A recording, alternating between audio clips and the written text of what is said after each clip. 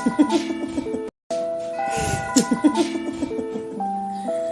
don't talk about us, only when there's a crime.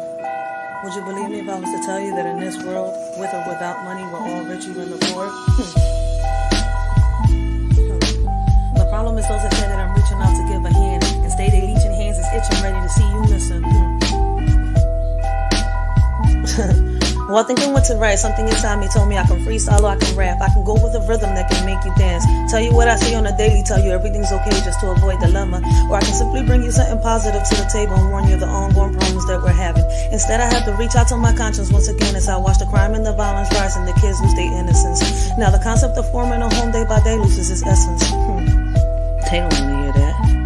I can't keep my arms crossed in front of the system. If I don't do something, I'm also part of the problem. As guilty as the one that pulls the trigger, like the person in the crowd that hits the record button on their phone to expose a lie instead of the truth for clout. They need 1,000 views. The government doesn't have a solution. The problem started when we took God out the equation. The problem ain't us celebrating. The problem is that we're a nation divided when we should be a nation united and praying. That's how we live today. When problems occur, we come up with a meaning. Laugh a little, move on with no care in the world, as if it ain't even a thing in this world. If it's like this today, I don't want to see the future. Because nowadays, they'll make a meme out of a person that can't even see the day of light no more. What makes you think they care? They can't even break bread at the table. I don't know how you want to be rappers and lyricists can go on with life, living on an illusion of nothing good to write. Talking about killing someone, selling drugs with pride, until the scripts are flipped and it's someone you love dies. Right? This ain't solved by activating the National Guards and going behind bars. This is deep, this is me and you. And they say as time pass by, we'll heal everything. Shit, you know these scars? I seen time flash by and never felt everything. Leaving me on standby, ready to kill everything. Alone in the mirror, looking at myself, say, girl, you're everything. You don't need for anything, shorty. So unless you walk a mile in my shoes, don't say anything. Just take a minute and listen so you can consume everything. Me and you are not the same, so make sure you look both ways when you cross me, and that's on everything.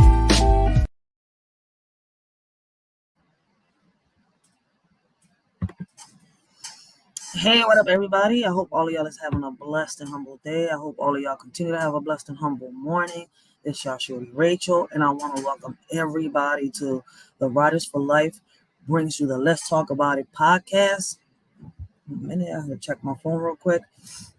All right, so for the past 2 days, guys, we've been talking about it all. We've talked about Ice Cube's interview. We've talked about the things that happened around us worldwide within the schools, shootings. We've talked about Tekashi 6ix9ine's clout chasing, going from over here to the R&B and rap industry straight to the reggaeton industry.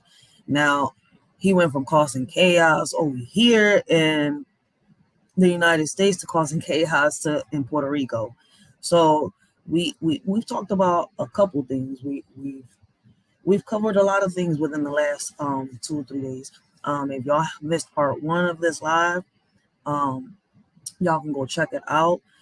Part 2, the same thing. I'm gonna end up breaking these lives down and putting it in each in its own category, its own topic, so that everybody that can't see these long lives get a chance to watch it. I want to thank everybody. Blessings, Young Riaz, blessings. I want to thank everybody that has shown support and has rocked out with a shorty. So let's get this topic started. This is part 3 to the Let's Talk About It. We're gonna be reacting to the news, missing kids. We've already reacted to people's lives. We've talked about Carly Russell situation. And the reason I keep bringing it up is because now there is an 11-year-old girl being charged for the same type of crime that Carly Russell has been charged with. So if y'all missed it, I think I talked about it. I'm not sure if it was on part 1. I think it was part 1 that I talked about it. So if y'all missed that, go check it out. Like I said, I am going to break down each topic so that people that don't like watching hour-long lives, 2-hour-long lives, can actually see each topic on its own category, give their opinions and how they feel and what they think. So let's get this topic for today started. Today we're going to be reacting to a grandma. Listen, Condolences go out to all families out here. A lot of families end up losing kids. The best advice that I could give these families, I know it's not easy losing a child, but you can't quit. You gotta keep moving forward. Like, it's the hard. Listen, I've seen people lose kids, and I'm telling you right now, it's the hardest thing to sit here. Like, you just wanna, you feel their pain, and if you don't feel somebody's pain that has lost a child, then I don't listen. There's something wrong deep within me, and I'm sorry, but I'm not sorry. Hey, I don't know what's up with people, but listen. I want y'all to let me know, guys. Y'all comments matter a lot. Listen. Y'all never know if what y'all say here to help the next person. I've learned that people's stories, what people say, somehow, some way, helps the next person. So listen, let's check the story out real quick. Let me know what y'all think while I'm reacting, while I'm giving my commentary. I don't know how there could be parents out here, guardians, and caregivers that are so neglectful.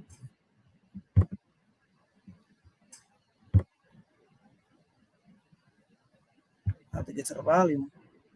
Worst moment, I think, until the next worst moment. First, their 18-month-old son Ezra drowned in a pond at his grandmother's house.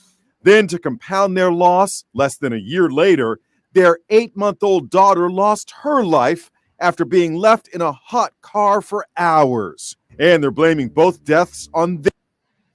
These parents have lived through a double tragedy. It was the very worst moment, I think, until the next worst moment. First, their 18-month-old son Ezra drowned in a pond at his grandmother's house. Then, to compound their loss, less than a year later, their 8-month-old daughter lost her life after being left in a hot car for hours. And they're blaming.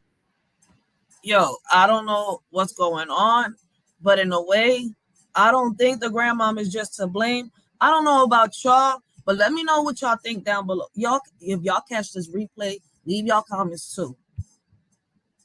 Blaming both deaths on this woman, the grandmother. Parents Kayla and Drew felt good about leaving their son with Kayla's mom. After all, she was a well-respected retired school principal. The children absolutely loved it there. But 2 days before Christmas 2021, Grandmom Tracy Nix fell asleep on her couch. Somehow, 18-month-old Ezra got out of her house. He was found face down in the pond on their property. 911, where is your emergency? That's a little baby.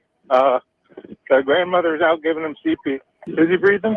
No. Here's Ann Mercogliano. The grieving parents did forgive the grandmom, believing the drowning of their son was a tragic accident. You trusted her. She's your mother. Absolutely.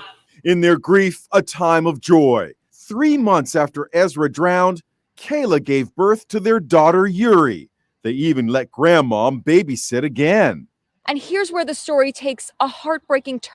It seems like the grandmom has some type of medical condition, and me knowing that, listen, I wouldn't let grandma babysit the kids. The parents are to blame in this situation. I know I'm not wrong. Like, get grandmom some type of help and find a babysitter if you have to go to work, a nanny or something. Somebody that you could trust. And this was crazy is that nowadays you can't even trust a babysitter. You can't trust no one.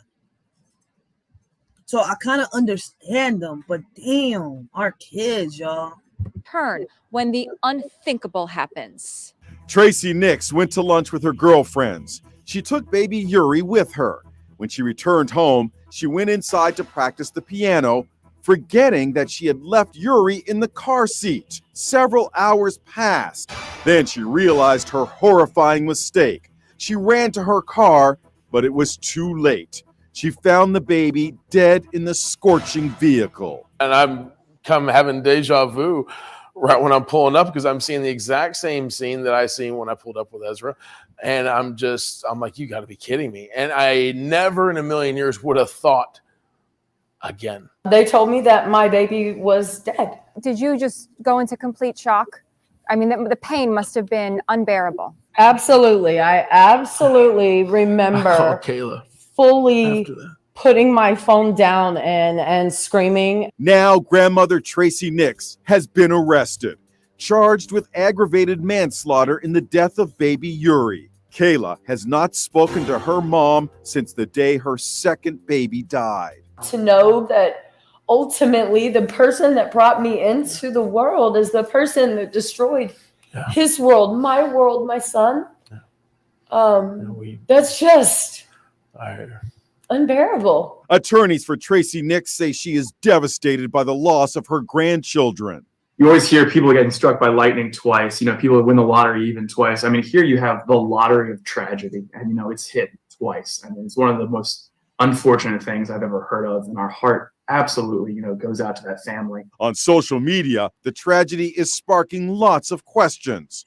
Why on earth would parents leave another child in her care? Of course we're aware of the comments being said. Of course I have read really difficult things. And we're human. We feel that. The grieving parents say they want justice, even if it means sending grandmom to jail. What do you think should happen to your mom? I do think that she should be criminally charged. I think that she should be criminally punished.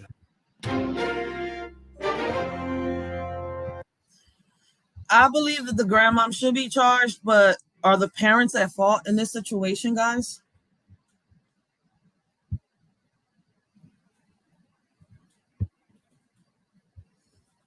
Are the parents at fault in this situation too? Because once you've neglected my child once, what in the world makes me want to leave another child in your care? Why would I leave another child in your care? But they left another child in their care.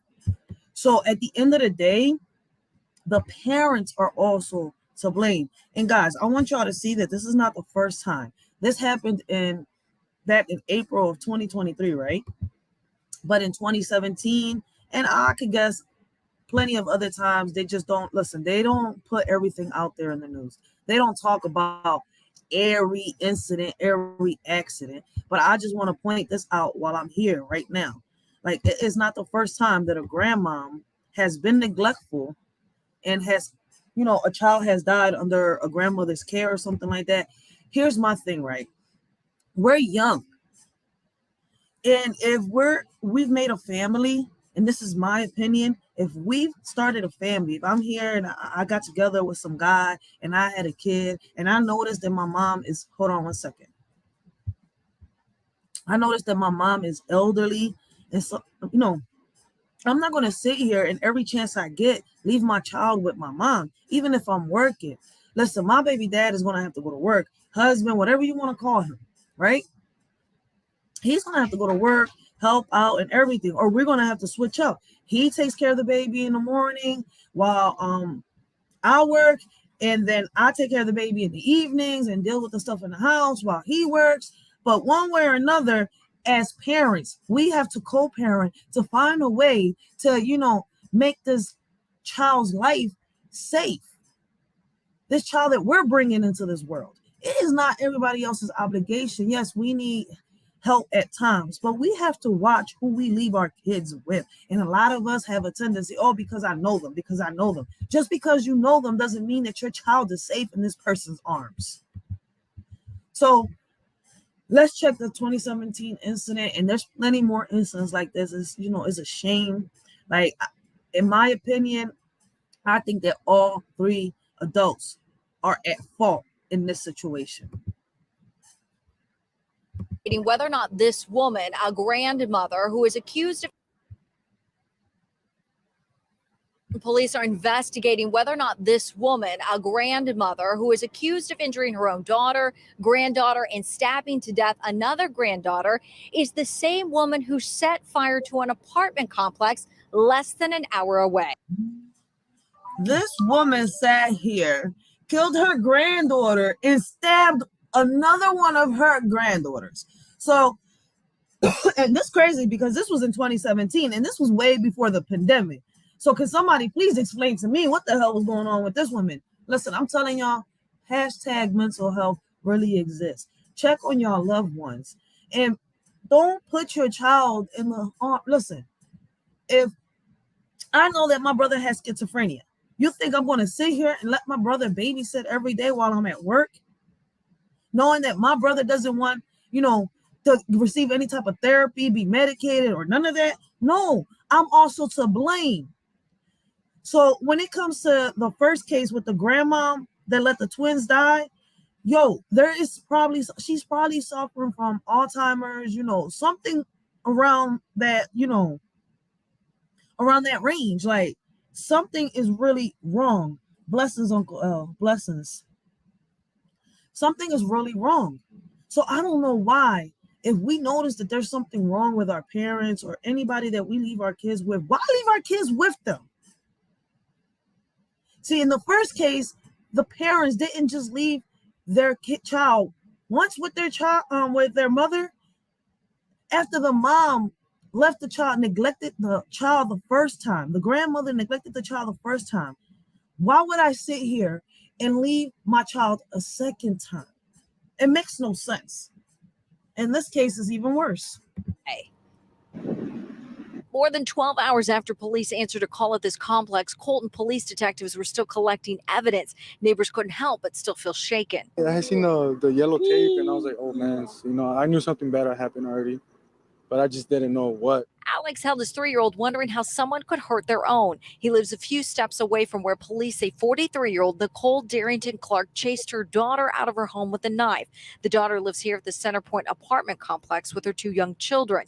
Neighbor Tim Hill saw the terror in the daughter's eyes this morning around 9 when she told him, "Get her babies." I looked and I seen literally at least 6 stab marks on the child's back, and the child was sitting there lifeless, and it was the worst thing I've ever seen. That neighbor had found the woman's 18-month-old baby girl lifeless and her other young daughter stabbed and hiding in the closet.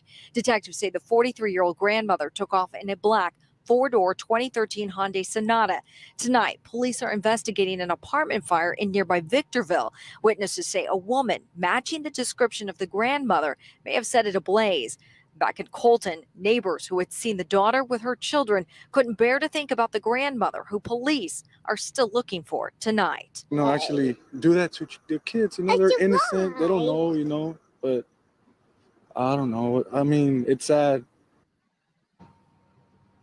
We're live in Colton, where neighbors say the mother was visiting her daughter right here. That grandmother is still on the run and considered armed and dangerous. Police still have crime tape up here. We've seen detectives arrive within just the last 15 minutes. And the neighbor says the daughter told him that her mother was bipolar and schizophrenic. But what we can confirm is that grandmother served time about a decade ago for trying to stab her own son and push her daughter out of a moving van.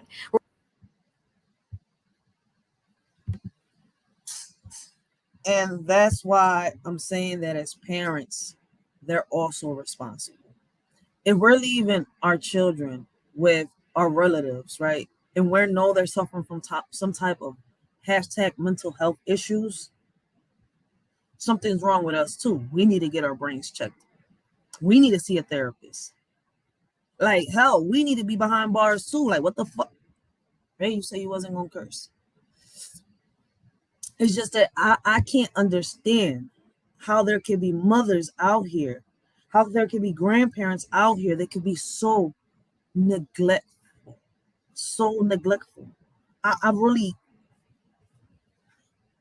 Moms like that, I just want to, I swear to God. I really don't understand. Hold on one second, because I'm about to get onto the next topic. Like, I really would love to hear y'all comments, y'all perspectives. Like, should the parents also have some type of blame for this? Should they also have some type of charge? For those of you that do catch the replay, y'all comments matter.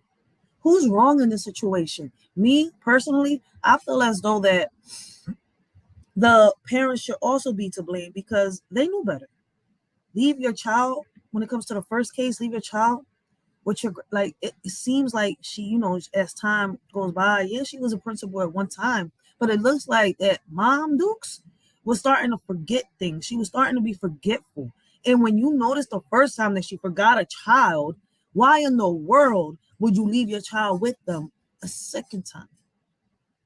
And I'm saying it because I've been through this by experience. Like, listen, once I noticed that my mom was going through what my mom was going through, and knowing how my mom's history is, I didn't leave my kids with my mom. My kids will be here and I will be here with them. They can come visit grandma. They can have fun with grandma, get to know grandma, everything. Until grandma disrespected my kids. Then I had to take my kids away from grandma.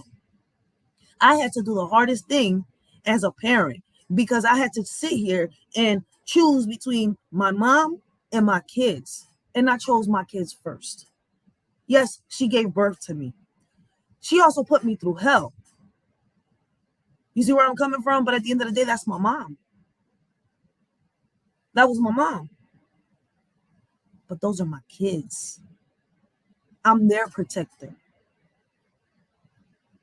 I'm their defender. As a mom, like I tell people, listen, I'll help. If it's in self-defense, I'll help my child bury a body. You got me stuck. Real shit. I'm a mother. And if my child messes up in a way, how can I say it? In a way where he has to go to jail? Because he did, how can I say it? Some type of real bad thing, like, for example, molesting somebody. I'm not covering up for that shit. As a mom, he's going to jail. He's going to jail. She's going to jail. Because I got both. I'm not going to sugarcoat this shit. There's parents, oh, girls can't do this. Girls can't do that because she's a girl. Only boys. No. It's for those of you that say that boys can't get touched. Boys can't get hurt. Boys can't get cried. It happens. It does happen. Our boys go through these things too. And they have to deal with it in their way. And if we can't figure out how to help them, they're going to lash out. Because boys deal with it different than girls. Girls deal with the situations different than boys. Hey, I'm sorry to say it, but it's the facts. Like, a lot of people want to sugarcoat things, and that's the problem with a lot of people. That's why a lot of these kids are going haywire everywhere. Y'all sugarcoating shit. And when they figure shit out on their own, it's like, what the fuck? It's too late. Sorry to say it. Like, we need to really start getting our priorities in check. Let's move on to the next topic real quick. All right, so that was a grandma, right? One that let the kids die while they were under her care, and the other one that stabbed the kids to death. In both situations, they were messed up, and my condolences go out to the family because, listen, I can't understand. I can't grasp. My mind cannot grasp as a parent how can you harm another child? How can you harm any child? So basically, y'all bringing these kids into this world just to take them out. So I really get the meaning and the concept of I brought you into this world, I'ma take you out. I really get it. So here we go. We have Massachusetts woman charged with killing kids was a devoted mother and nurse. Friends and colleagues wrote. This is a shame.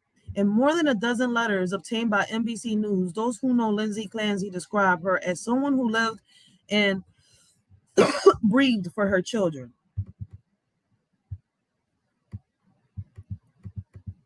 Letters written by more than a dozen friends and colleagues of Lindsay Clancy portray the Massachusetts mother accused of strangling her 3 young kids as someone who lived and breathed for her children and always wanted the best for them.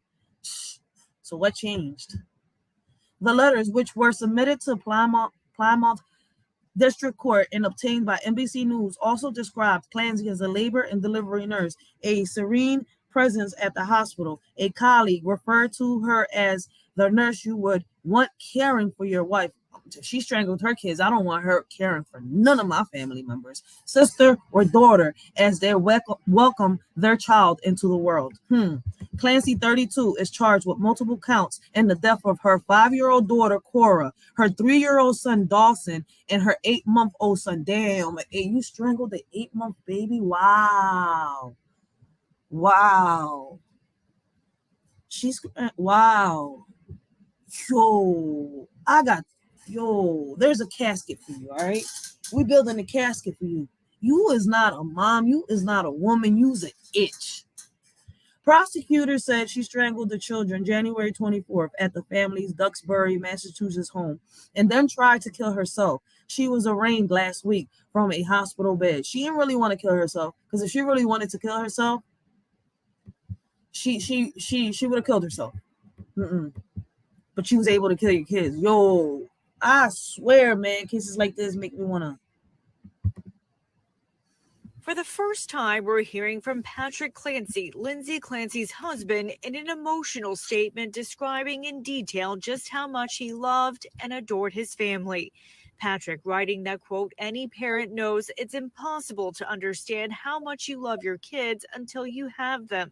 The same goes for understanding the devastation of losing them. He says his family, quote, gave me purpose and I never took it for granted. There is now a massive void where that purpose once was. These words posted a day after his youngest son, Callan, died at the hospital. His wife, Lindsay, now facing 2 counts of homicide for the deaths of her 2 young children and can now face a 3rd count for the death of 8-month-old Callan. Prosecutors say Lindsay jumped from a window on Tuesday night in an attempt to take her own life. Patrick describing Callan as, quote, an incredibly happy and vibrant baby, constantly smiling. He says Callan, quote, died with enormous courage despite being so little. Maybe it was his way of demonstrating what I need to do to press forward. He says 5-year-old Cora had an infectious laugh and was stunningly beautiful. She used to say that she wanted to be a doctor and a mama when she grew up, and she would practice by giving Callan checkups. Wow. Yo, wow. Hold on 1 second. Wow. As a mother, how could you? Like, did you hear what they said that this little kid said? As a mother, you're not a mother. And I'm sending this message out to all women that harm kids in any shape, way, or form, to the point where these kids end up in a hospital or are dead in a casket. Y'all belong in a casket. Y'all, bars, jail ain't enough for y'all. Y'all belong in the I cannot. I'm telling you right now, man. If I ever harm my kids, like, I'm hoping they put my ass down. I'm not saying that I'm going to do it, but what I'm saying is like,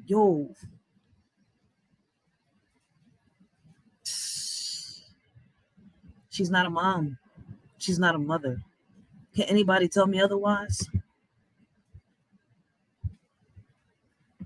He says his 3-year-old son, Dawson, was, quote, naturally humorous and generous beyond the norm of a typical toddler, always willing to share his toys with others.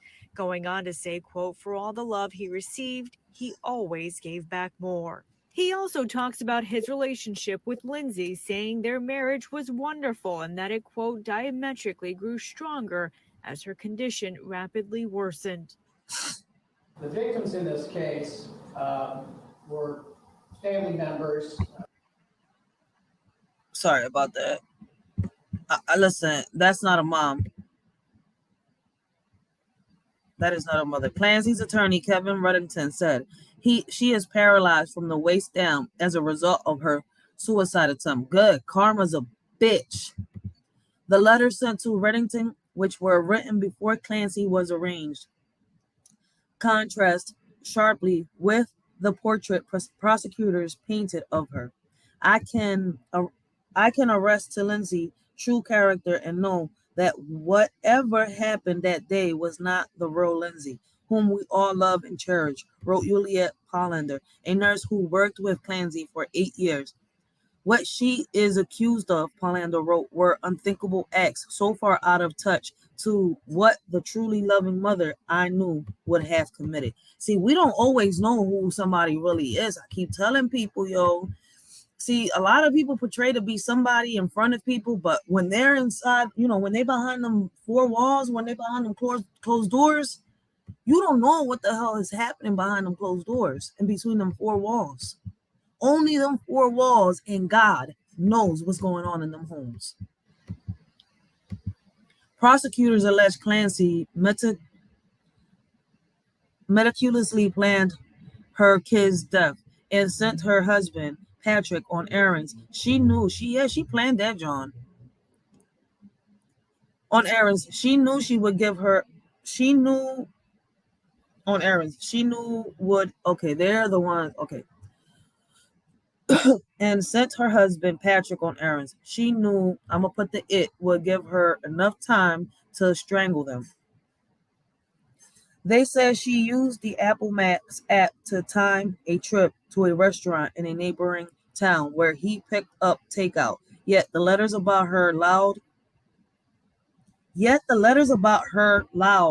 her parenting skills. Laud parenting skills. I do not know a better mother than Lindsay Clancy. She lived and breathed for her children, wrote Erica Severi, a fellow nurse at Massachusetts General Hospital. But you're a nurse was you visiting her house every day? Did you live there? Like, you only knew her as a nurse at the hospital. Probably only know what she was saying. Like, people messes me up in the head, real shit. Massachusetts General Hospital, where Clancy worked. I rarely heard her talk about anything else but them. Like I said, it was not clear whether the 20 or so letters were submitted at request of the defense or whether friends and colleagues volunteered them, although one letter was described as a character reference requested by Patrick Clancy. NBC News approached the authors of the letters cited in this article, who declined further comment or did not immediately respond. I wouldn't either. Y'all sat here and praised this woman that strangled all three of her kids, and the youngest one was 8 months. Like, are y'all condone? This means that y'all would sit here and strangle or do some shit to y'all kids because y'all condoning to this. Oh, but I heard. Do y'all know her personally? And that's the biggest question. Do y'all know her personally? Y'all know her from y'all work field, but do y'all know her? Do y'all know her family? Y'all know her friends? Their letters describe Clancy as so laser focused on her children's well-being that she almost obsessive. One said she would sometimes check her kids with a stethoscope. I can never say the damn word. Stethoscope. Y'all get it. Them little thingies the doctors use. Fuck. And another, a friend since first grade, said Clancy would do anything to protect her kid. Okay, that's a friend from first grade. All right, so you personally know Clancy. So what would make Clancy act out like this? Did Clancy know that she had any type of mental health issues? That she need therapy? Like, because some people need mental health issues and they don't get the, services that they need, the help that they need. Was she refusing it? And if she was refusing it, then she knew better.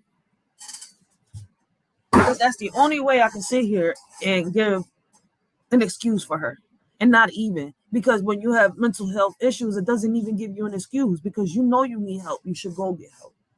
Especially if you know you're past the age of 18. You're a grown-ass adult. When Cora was born, her mommy nursing skills took over, and she would check Cora's vital at home just to make sure she was okay. Michelle Dacanto wrote, she had a special bond with all her children and was so proud to be a mom. I think she was a little obsessive, a claiming presence for moms to be.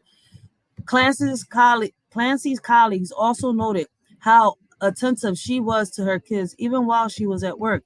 She spied on them in the middle of the night via baby monitors and shared with us. Why would she share personal stuff with her coworkers? I wouldn't share my little baby monitors with my coworker. All right, her coworkers. The image of her sleeping children, wrote Marjorie Hamp, a nurse at Mass General. She watched them sleep while she took breaks to pump breast milk in the middle of the night.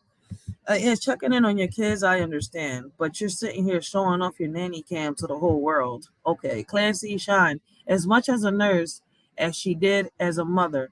Other nurses wrote. So what made her lash out like this is the biggest question.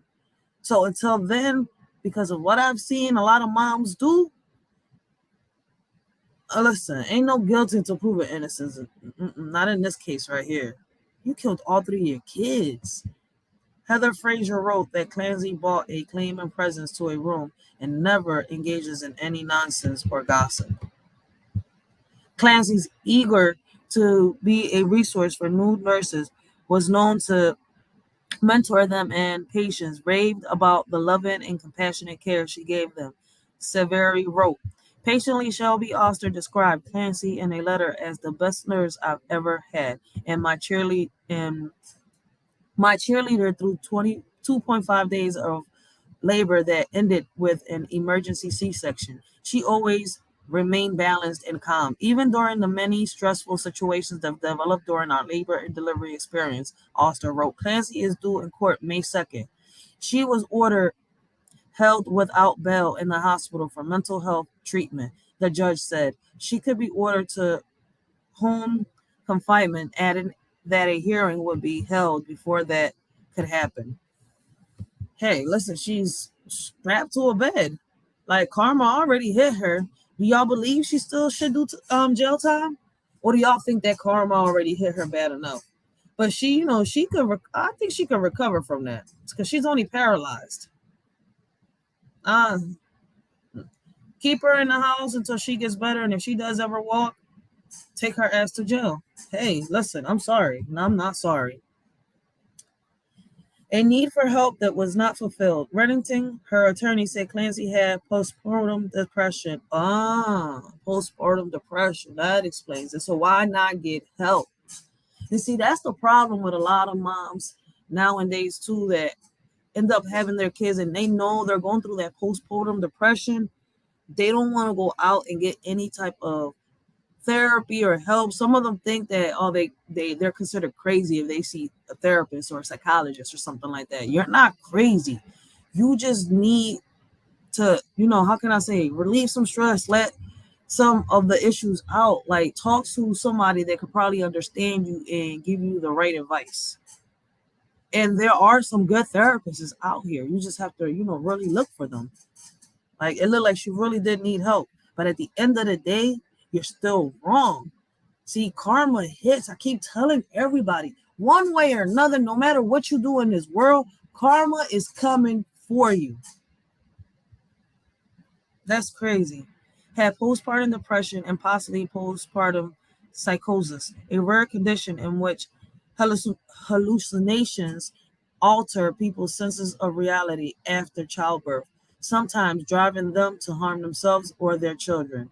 And that's I really think that people that do suffer from this should get the treatment that they need. But we're in a world where a lot of people are selfish. Not selfless, selfish. He told the judge that she had been thoroughly destroyed by several medications, including Valium, Prozac, Klonopin, and Zoloft. Wow, look at all the combinations of medication she was on. She was seeing a psychiatrist more than she was seeing a fucking therapist. Prosecutors, meanwhile, said Clancy never used the word psychosis to describe her symptoms until after she was arrested while speaking to her husband on a cell phone belonging to. See. I was about to let you off a little easy, but not really. But damn, now you're not even off. I'm right back to it. You an itch. Your husband told you what to say while speaking to her husband on the cell phone. And then if he knew that she was going through postpartum depression, why not help her? As a husband, try to convince her to get some type of help. Husband? A board member for the advocacy group Postpartum Support International, Michelle Davidson, a psychiatrist. What the hell? Psychiatric prenatal nurse. Damn, that is crazy.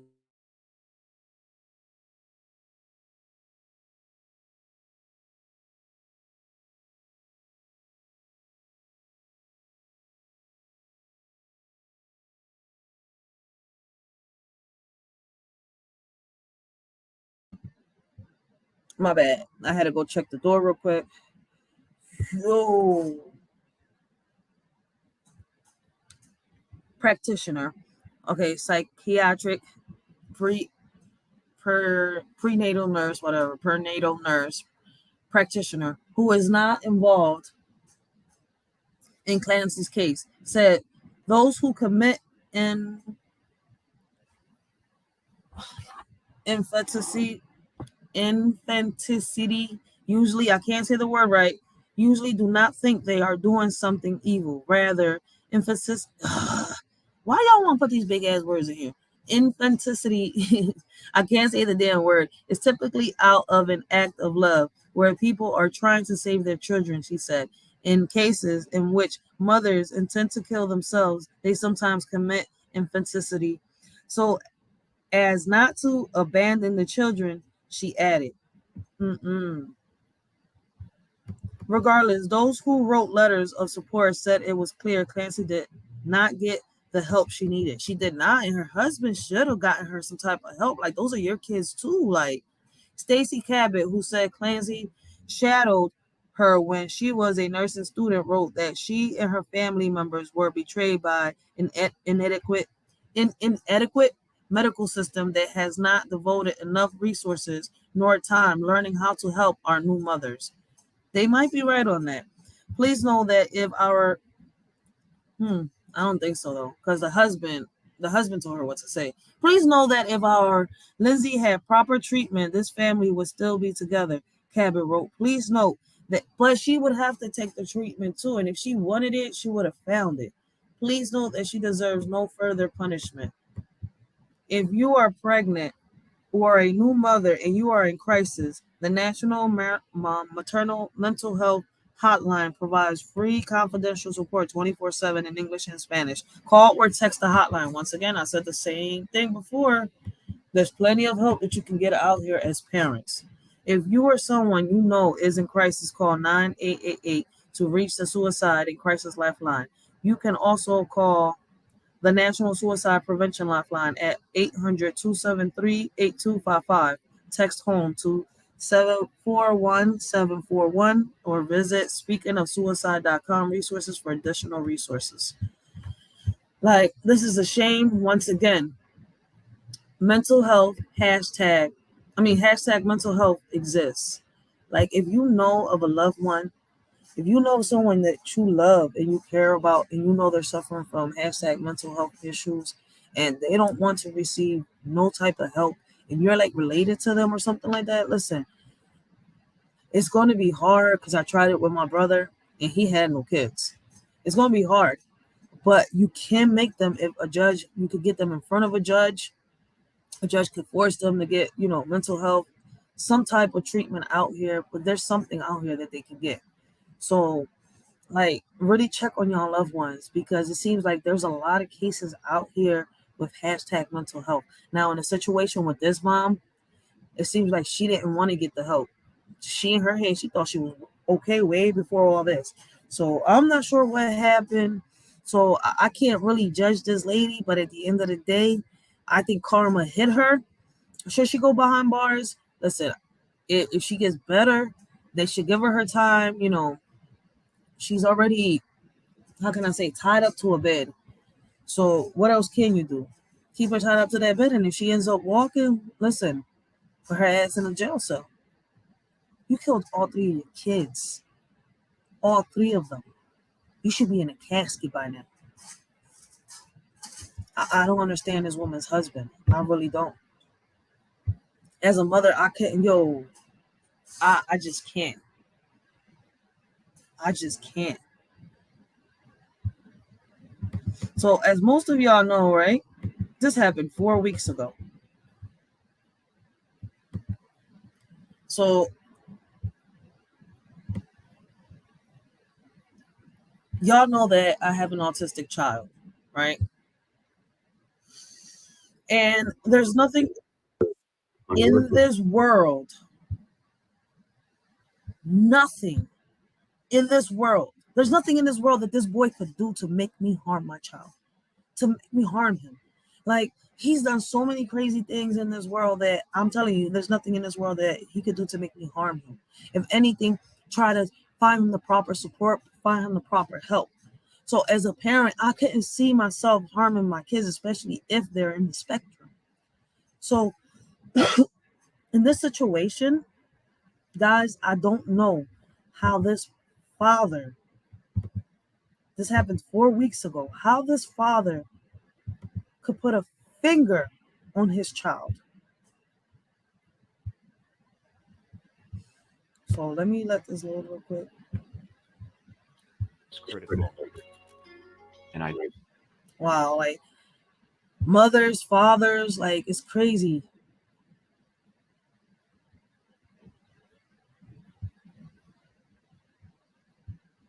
Now I can't see it.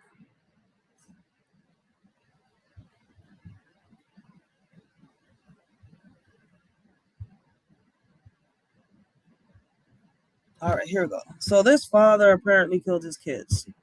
Well, Dan, to add some context to this tragic story, that young girl was autistic and required special attention. And investigators say this was not the first time she was found wandering alone on that busy Highway 101. The 7-year-old autistic girl known as Eliana was killed after she was hit by a car trying to cross Highway 101 in Prunedale back in April in the dark of night.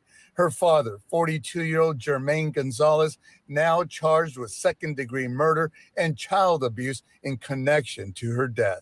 Charges were filed because he went above and beyond. He was criminally negligent. He had a conscious disregard for her life.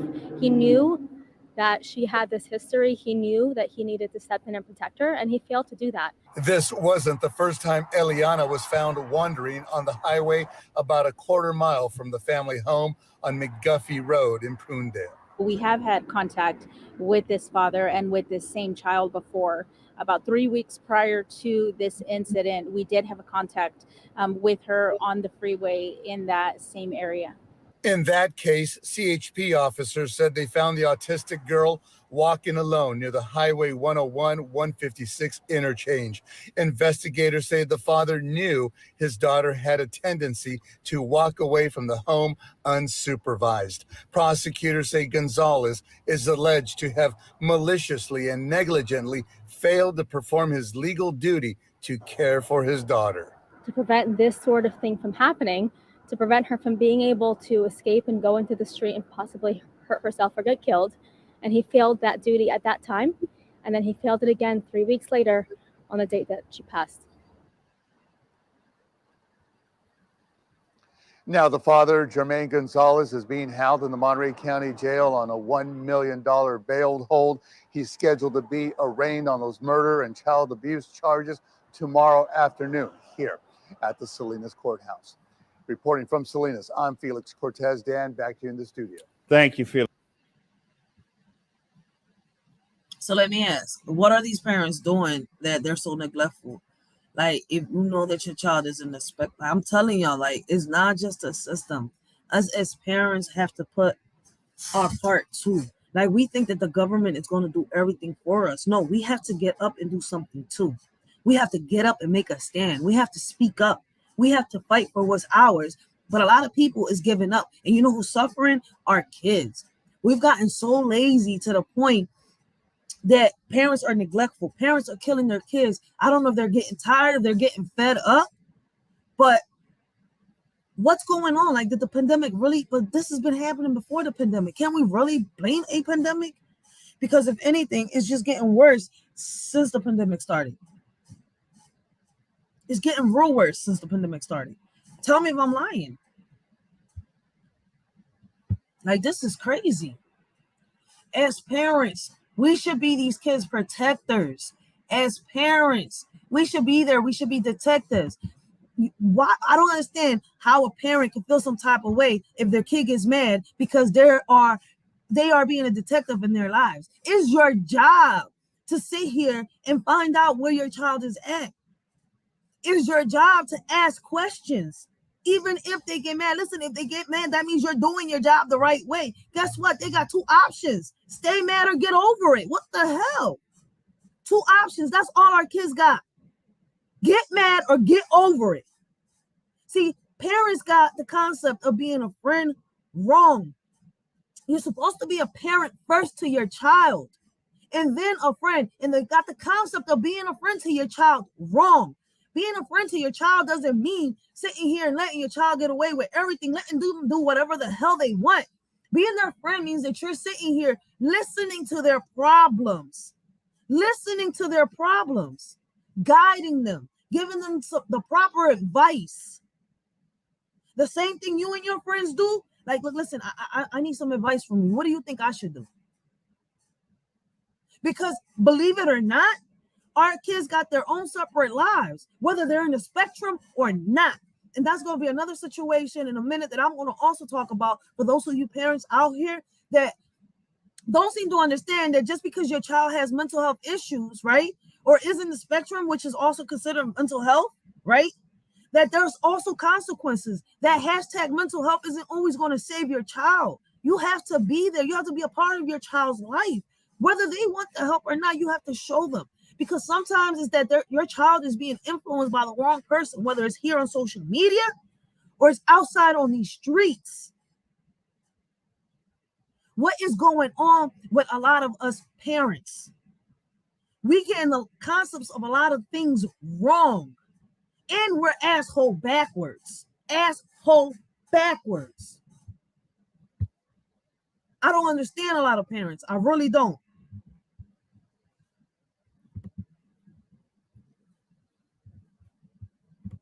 I really don't. So let me see how much time I got. It's already what, 7:22. So I don't think I'm going to be doing a reaction to this video right here. So give me 1 second, guys. Like, I really don't understand parents. I really don't. Like, somebody really needs to explain to me what crosses through people's heads when they do the dumb shit that they do out here in these streets, y'all. Like, this father was very neglectful. Y'all cannot sit here and tell me that this father was not neglectful. Your child is in the spectrum and you let your child wander out. And what are you doing? What are these parents doing? What is more important than you paying attention to your child, than you spending time with your child? Because that's what's crazy. Let me get the video real quick. Did I just pass it? Yeah, I just passed it. Damn, sorry. I think it's this one. No, that's the 68-year-old man. That's the reaction for the sex crimes. Damn, I passed it. I didn't mean to. Where'd it go? Because this is also involving an autistic kid.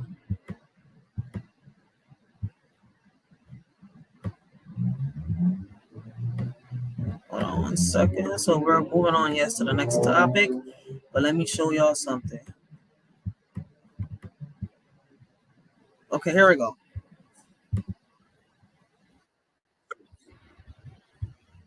So I'm about to share this video with y'all.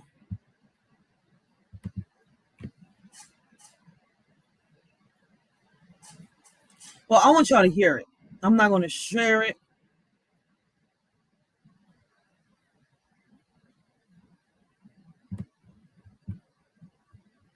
It won't let me rewind.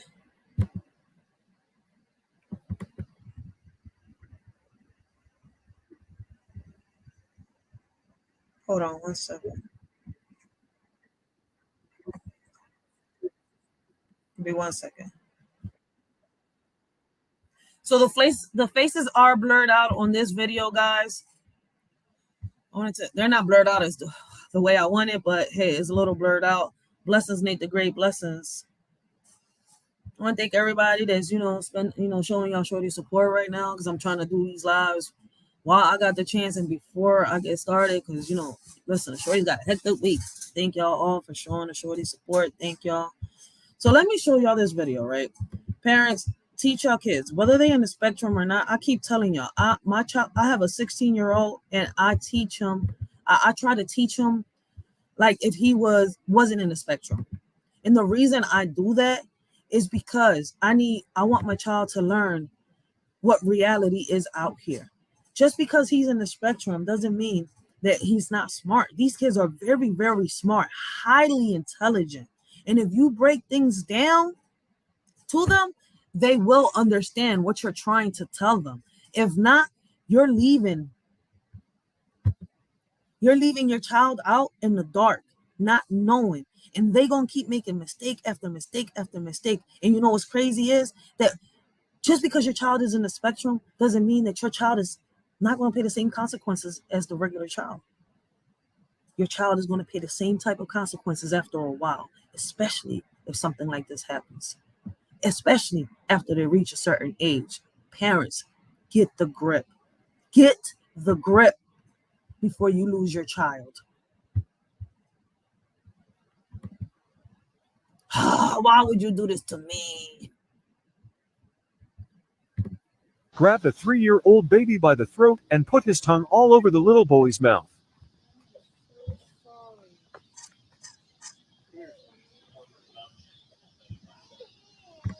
So apparently, the parents of this 19-year-old autistic kid did not have the birds and the bees conversation with him. Did not break down the topic to him, and this kid was in the playground. He apparently grabbed a 3-year-old little boy by the throat and started allegedly kissing, but he was just licking him. Disgusting. It shouldn't happen. Parents, we need to speak to our kids. Facts, Ria's facts. We really need to speak to our kids. I know I'm okay. Who's the little one? Is this the little guy? He tried to stick guy. Look, this guy's autistic. Okay, he did not try to kiss your child. He did not try to. Don't say that. We saw him with his mouth. We wiped the saliva off of him. Okay, I understand he's on the spectrum and everything. We understand that completely. We definitely understand. My point here is this cannot keep happening. I don't know if it's happened before. But if it was, it has never happened before. Okay, well, if it hasn't happened before, then this is the first time, and we cannot let it keep happening. There's kids that are out here by themselves all the time, and yes, okay, maybe they're... Now, in this situation, you hear the parents making the excuse for their 19-year-old. Oh, this has never happened before. Listen, no matter how many excuses you make for your child, you're going to end up losing your child because you think that because they're autistic or that you cannot treat them like a regular child. Yes, you can. Yes, you can.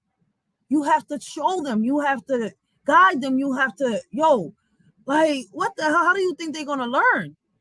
They're not no dummies. They are very smart. I want y'all to understand they are very smart. And when they get to a certain age, just like you, me, and everybody else in this world, they're going to be interested. If they're boys, they're going to be interested in girls. If they're girls, they're going to be interested in boys. And guess what? Since you didn't have the conversation about the birds and the bees, they're going to start doing things and reacting in ways and lashing out because they don't understand what's going on with their body unless we break it down to them ahead of time. Just because they have #mental health issues doesn't mean that we cannot treat a person like a human being. They're human beings. They're not freaking animals. I need y'all to really understand that. Their parents should, be watching them. Thank God we were. But he had his hands around his neck. He is 3 years old. And he was kissing, and we wiped saliva off of his mouth. Okay? His mouth was on him. That is disgusting.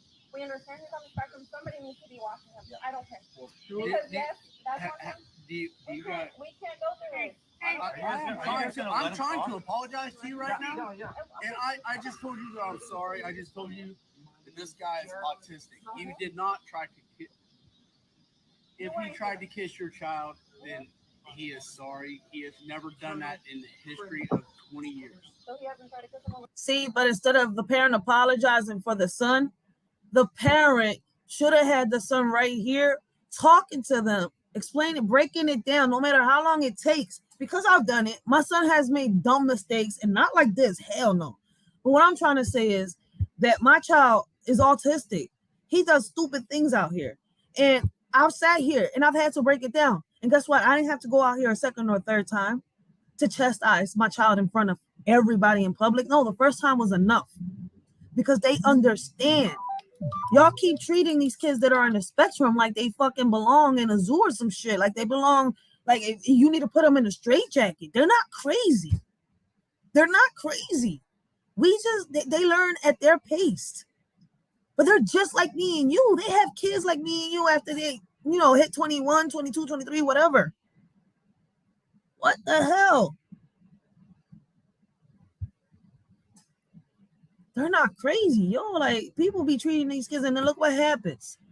Oh, I don't know why they're treating my baby like this. I don't know why my son is behind bars. I don't know why, my son isn't. Because we're not guiding our kids the right way. We're letting them do whatever they want to do. So who's to blame? And not just the kids that are in the spectrum. We got kids that are not in the spectrum that are doing things like this and 10 times worse. And who's to blame? Not just the kids, the parents too. And we're talking about kids, little ass kids, 4, 5, 6, 7, 8, 9, 10, 11, 12, 13, already being handcuffed because they're doing things the grown-ups are doing. Yes, these kids are wrong, but who else is wrong? We can't blame the parents, huh? The parents are not to blame in this situation, are they?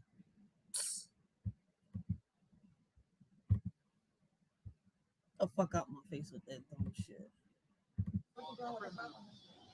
I'm saying that he has never done that before. You think it's safe for all the kids? You think it's safe for all the kids? You told me that. You told me that. Why are you getting loud? Why are you getting loud? Just be respectful. It's a respectful conversation here. All we need is police officer all day here watching the kids. What do you want me to do? No, you taking more care about the two kids. That's the thing. Because he came along. Our kids. Yeah. And I care about mine. Yeah, I don't see that. Sorry. Might be look more tough. But no. What do you want us to do? Do you want us to? What do you want us to do? Dealt with special needs kids? No, you have no idea about it. Obviously, you know nothing about special needs kids. Hey, I am talking now. Okay. You will listen. I'll listen. Okay, so every special needs kid has different. Speak, mama, speak. And see, and this is the time where an autistic kid is arrested because he thought that he was doing something that was okay, which wasn't, because mommy and daddy let him do whatever he wanted. Different levels of what they can and cannot do. I have special needs friends that drive cars. I also have special needs kids that have constant attention. Okay, these parents are trying to respectfully explain that in his history, this has never happened before, and they are extremely apologetic. Okay, but to tell these parents that they need to keep an eye on their son 24/7 is about as good as telling you, don't ever let this child out of your sight, even if he's in another room watching TV. And I have children. I understand. Kids, you should understand how. I do, and I do. Yeah, but this autistic, see, this officer is wrong. This officer is very wrong. For the simple fact that this 19-year-old autistic kid didn't push the kid by accident, didn't accidentally just choke the kid. No, he gripped up a 3-year-old and forced a kiss all over, slobbered him all over his mouth. And now an officer, because he's now see where the problem is at. See where the problem is at. The cuddling of the kids, the condoning of what they do. If they do something wrong, there should be consequences, just because there's certain ways to deal with certain things. You don't have to beat a child or fucking kill them to have them to understand what it is that you're trying to get them to understand. Us adults are the problem here in society. Tell me I'm fucking wrong. I know a lot of people get mad at me because I say that. A lot of people stop watching because of Shorty be on point, and a Shorty don't give a fuck, and she is blunt with what she says. No holds bars. Sometimes I try to hold back, but at the end of the day, listen, society nowadays doesn't give a fuck.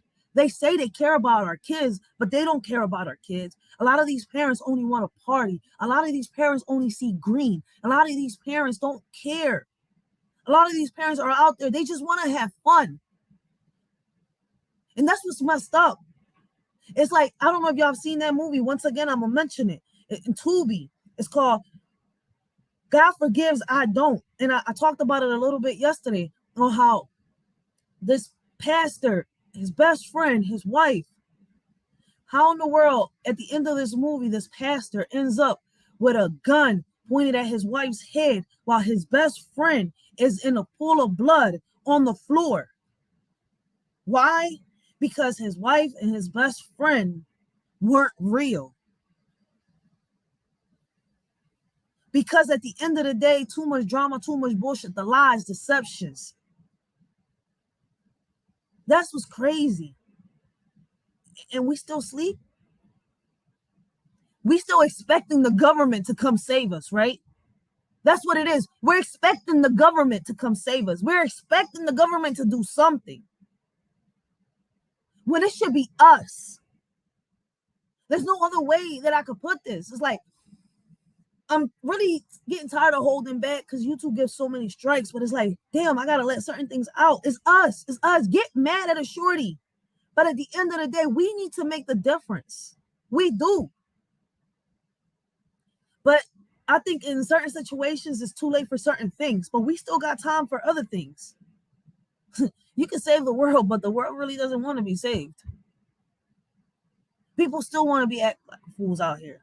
People still want to act ratchet out here. Y'all want people to look at us different out here in the urban community. But that's not going to happen until we unite, until we stop acting like savages out here in these streets, until we start treating each other the right way. You have a family, treat this family like a family. If you're a friend, be a friend. But people have a hard time doing that.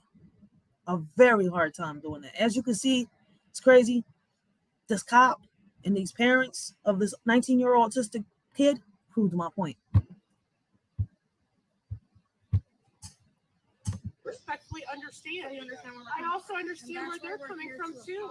And I guess that you're here to apologize. We get that 100%. Okay, then be respectful. My only thing is, you're correct. And this is a one. Listen to me. This is a one-time incident. As we are aware, we are going to document that this occurred. Do I can say that? Okay. And again. Here's the thing. What it comes down to is you guys aren't going to respect his opinion and what he has to say, and leave it at that. You have your own opinion. And then guess what? It's going to happen again. How do you know that? How do you know that? Because if he clearly did it once. This is not even about an opinion. It's true. If he's done it once and the parents didn't even know about this situation, how do they know if it didn't happen a second time? See, when we say keep an eye on your child 24/7, doesn't mean, oh my God, pull your eye out your fucking socket and put it right there where your child is at 24/7. No, what it means is listen out, open that third eye. Stop being foolish, stop being stupid like most of you are. Dumbass mom. Without him there, whatever. Seriously? What do you want us to do? What do you want to do? Don't let him come here by himself. Don't tell somebody else how to parent their child. You wouldn't want somebody to tell you. What are we going to do when this shit happens again? He's literally right there. It could have happened to him, and he's a lot smaller. You're right. And you were here watching your child. Why did you let him get that close to your kiddo? Oh my goodness. Come on. Wow. Wow. Yo, I know y'all heard that. This officer just told his mom, which her child is the victim, that instead of her telling her parent why they not watching their child, keeping a closer eye on them, why she didn't watch her child and let that happen to her child. What the hold up? So you're making her feel wrong for what happened to her child?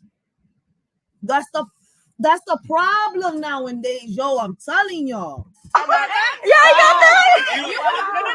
No. You would have thrown. You look like you saying that. Okay. And you would have told them all right, all right. Playground. Nice. All right. We understand that. Nice. So now to talk about no. And we're not shaming them. You're trying to tell them. You have vision, so this shit does not happen. Okay.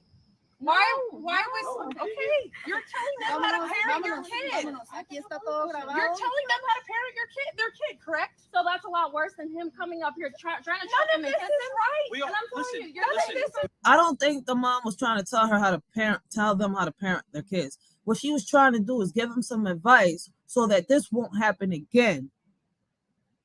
So this officer is in the wrong. And listen, in y'all opinions, what do y'all think? Who was wrong in this situation? I don't think the mom with the little kid that got choked up and forced to get kissed on is wrong in this situation. Let me show y'all something. Like nowadays, I'm telling you, this is crazy. Yo, I cannot believe the way this officer came at this mom. That's a shame.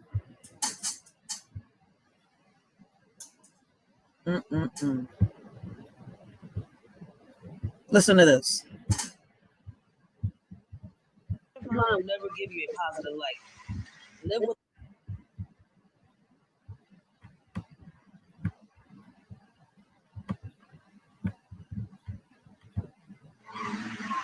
a negative mind will never give you a positive light.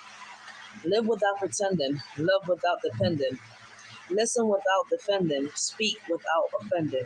Stop looking at all the negatives and start appreciating all the positives. What comes easy won't always last, and what will always last won't come easy. There are those that have so much, yet envy those that have very little. Having money in your pocket doesn't make you rich. The way you think or behave makes you poor. Sometimes the ones with empty pockets think the richest. Knowledge and wisdom gives you more. Nowadays, we live literal, no morals or respect, where we just expect. Today, we judge a book by its cover without reading its pages. I can never judge no one for their appearance or what they go through. Today, we could be down, tomorrow we could be up. I believe money isn't important. I believe that when ignorance takes over a person, it can ruin them. At times, we could be our own enemies. Always remember, you can stomp on something very small today, and tomorrow, the very same thing you stomped on can grow bigger than what you ever expected. Who are we to judge? And that's a fact. And that's the problem nowadays with people. They too busy worrying about what the next person has or what they're doing. Like, why couldn't them parents keep an closer eye on that child knowing that they was in the spectrum? What if their child did something and in that instant somebody would have knocked their child out?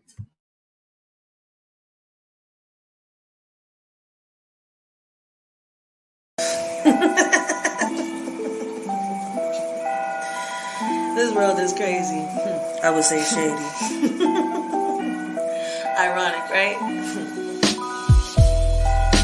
Nowadays, you can't trust no one. When you do, niggas be having their panties all in a bunch, thinking that they own one. Saying the things that you accomplished in life is theirs and that you owe them one. Nowadays, your friends turn into enemies and your family members are your biggest haters. Can't see you accomplished. What's even more crazy is that they say as time passed by, it will heal everything. I seen time flash by and it revealed everything, leaving me on standby, ready to kill everything. Alone in the mirror saying, girl, you're everything. You don't need for anything, shorty. My bad. Damn, I don't know if you can hear me. I don't know why it fails to play that song, but it should play it. Hey, but I'm gonna end this live speaking. I don't know if any of y'all caught first part of this live. I spoke on Carly Russell. I'm gonna bring it up one more time. Give me 1 second while I pull everything up, and then we'll start talking. You got motherfuckers talking about that they want to make a change, they want to make a difference, but still stuck in the same phase. You got motherfuckers talking about that they want to chase a bag, but stay at home and nag.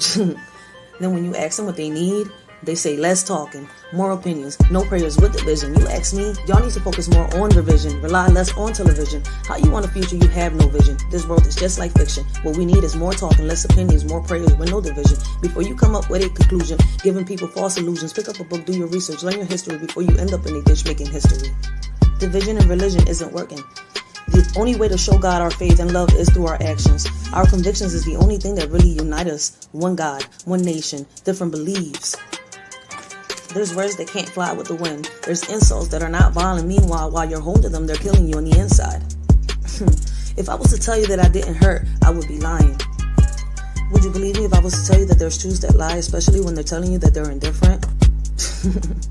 Getting shoved to the side because you're different. There's a hug out there someone didn't receive today. Probably because of what was said about them yesterday. In fact, she has Probably even because been of on the way they was dressed today. Not realizing that the one that they hate could. All right, so I don't know how many of y'all remember the situation with Carlee Russell, right? Well, I spoke a little bit on this, and then I want to really get y'all guys' opinions when it comes to this Carlee Russell situation. For the simple fact, we know she got charged with the 2 misdemeanors, right?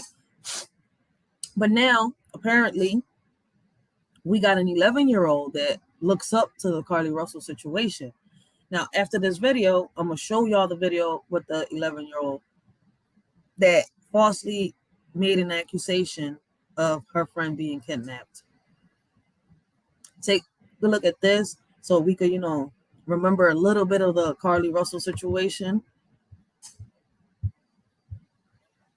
I am going to react to the video again, so shit. She deserves more than just the 2 misdemeanors, but that's my opinion. The news. Carlee is a 25-year-old African-American woman from Alabama who was reported missing by her boyfriend on Thursday night. And then she magically made her way back home on Saturday, ending a mysterious disappearance that launched a 2-day statewide search. Trust me, this sounds just as fishy to me as it does to you. Stick around as we delve deep into the story and unveil why she faked her abduction. So here's what happened. It all started on Thursday night when Carlee Russell went missing on I-459 in Hoover, a suburban city located south of Birmingham with around 92,000 people. Carlee made a distressing call to 911, reporting that she had spotted a small child in a diaper wandering alone along the side of the freeway. In an act of which we all know is false. Kindness and concern, Russell stopped her car to check on the child and called her brother's girlfriend for help.